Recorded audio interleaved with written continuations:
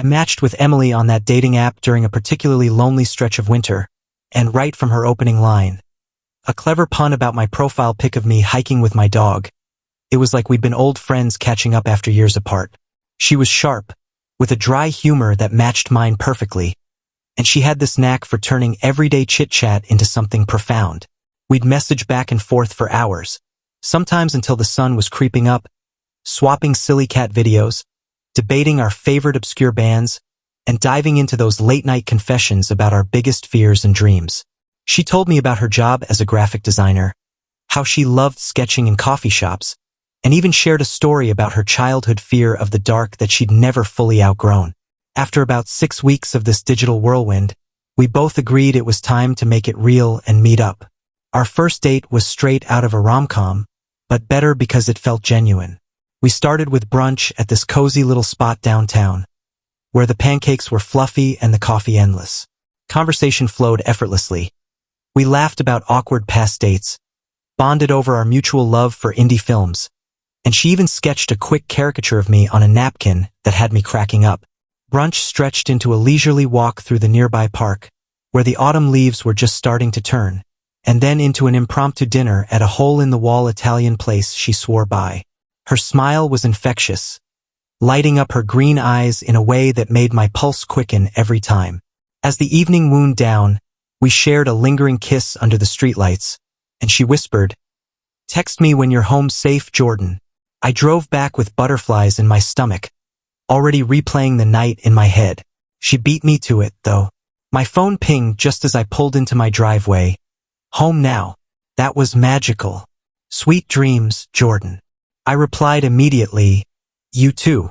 Can't wait for round 2. And hit send with a goofy grin.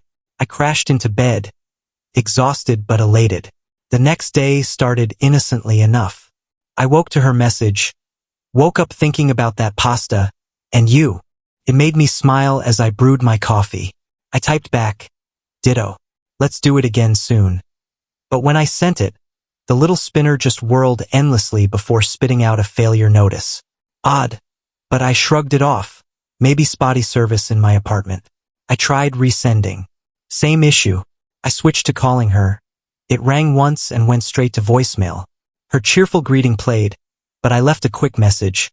"Hey, just checking in. Text acting weird. Call me back." Still, something nagged at me. A tiny knot of unease. By lunchtime, radio silence. I fired off another text. "Everything okay?" Failed again. Curiosity turned to worry. I hopped back on the dating app. Her profile had vanished, like it had been deleted overnight. My mind raced. Was this some elaborate ghosting? Had I said something wrong during dinner? I scoured my memory, but everything seemed perfect. I tried her social media. Her Instagram was set to private, and her Twitter account looked like it hadn't been active in ages, or maybe deactivated. It was as if she'd dropped off the face of the earth. I called again, voicemail. The knot tightened. That evening, as I paced my living room, my phone buzzed. Relief flooded me. "Missing your voice already." From Emily. I hammered out a reply. "I'm here. What's going on?" Send failed. Frustration boiled over. How was she messaging me if nothing was going through on my end? I dialed her number, voicemail, her voice sounding oddly distant now. Then another text popped up. Why no response? Did I do something? My heart hammered. I'm trying to reply. Calls aren't connecting either. I typed furiously, but it bounced back undelivered. The messages from her kept rolling in, each one ratcheting up the desperation. "Jordan, talk to me. Are you mad? I'm feeling so alone right now." I rebooted my phone, toggled airplane mode, even messaged her through the email she'd casually mentioned once when talking about work projects. Nothing. It was a one-way street, her words pouring in while mine evaporated into the void. Sleep evaded me that night. I lay in bed, staring at the ceiling. As more texts arrived, "It's getting hard to breathe. Jordan, please answer.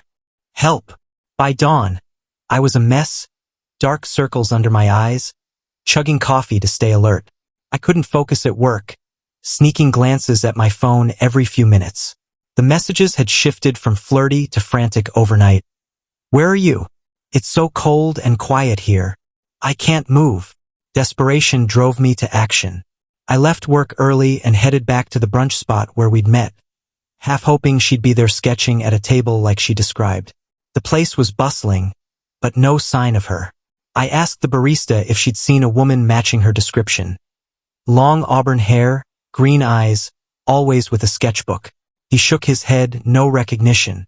From there, I drove to the park we'd walked in, wandering the paths aimlessly. My phone clutched like a lifeline. Another buzz. Jordan, it's dark. I need you. That's when I remembered her mentioning her apartment during one of our marathon text sessions. How it was in an old building near the park, with creaky floors and a view of the trees, but annoying neighbors who blasted music at odd hours. She'd even given the address in passing when complaining about a package delivery mix-up. 247 Elm Street, Unit 4C. I punched it into my GPS without thinking twice. The building was older than I'd imagined, with peeling paint and a faint musty smell in the lobby. I climbed the stairs to the 4th floor and knocked on 4C. Silence. I knocked louder. Nothing. Tried the handle, locked tight. As I stood there, debating my next move, the door across the hall creaked open. An elderly woman peered out, eyeing me suspiciously. Can I help you? I'm looking for Emily, I stammered. She lives here? Or used to? We went on a date, and now I can't reach her. The woman's face paled, her hand tightening on the doorframe. Nobody's been in 4C4. God, must be 3 years now. Not since that poor girl. She trailed off, glancing at the door like it was cursed. What happened?